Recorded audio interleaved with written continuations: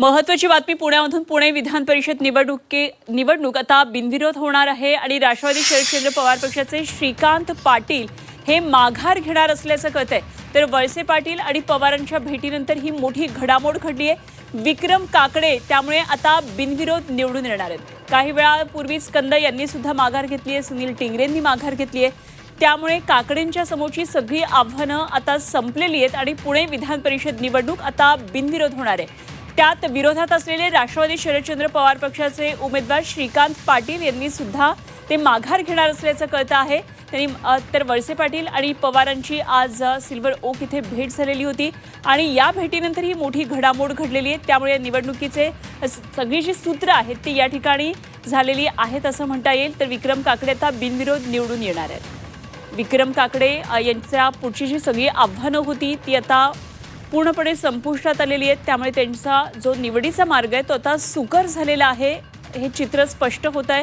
काही वेळामध्ये उमेदवारी अर्ज मागे घेण्यासाठी जो अर्धा तास राहिला त्या अर्धा तासामध्ये आणखी काही महत्त्वाच्या घडामोडी घडतात का ते आपल्याला पाहायचं आहे।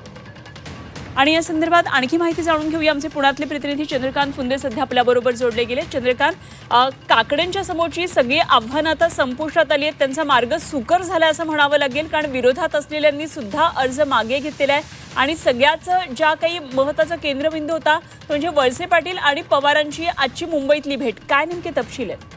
होय, बरोबर। आज सकाळीच दिलीप वळसे पाटील यांनी सिल्वर ओकवर जाऊन शरद पवारांची भेट घेतली आणि विनंती केली की तसंही तुमच्याकडे संख्याबळ नाहीये तर ही निवडणूक बिनविरोध व्हावी अशी आमची माहिती जी आहे तुम्ही सहकार्य करावं।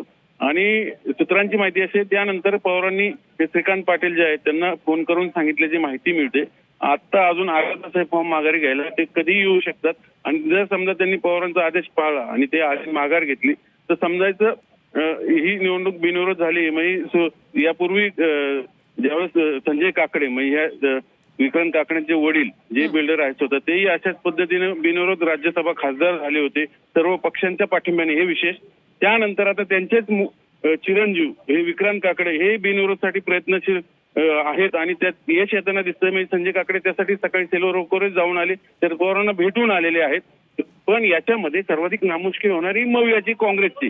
कारण तुम्ही एकीकडे विरोधात बसायचं आणि दुसरीकडे अशा पद्धतीने सत्ताधाऱ्यांची ऍडजस्टमेंट करायची असेल तर यावरून पुन्हा एकदा पवारांना जे नेहमी बोललं जातं अनप्रेडिक्टेबल पॉलिटिक्स, ते पुन्हा एकदा त्यांनी त्यांच्या कृतीने दिसून आलेले असं कदाचित काँग्रेस जनांची भावना असू शकते। कारण ही जागा पवारांनी मागून घेतली मवियामध्ये आणि ही जागा आम्हाला द्या, मग त्यासाठी ही जागा मागून घेतली की काय अशी शंका आता काँग्रेस जन व्यक्त करू शकतात।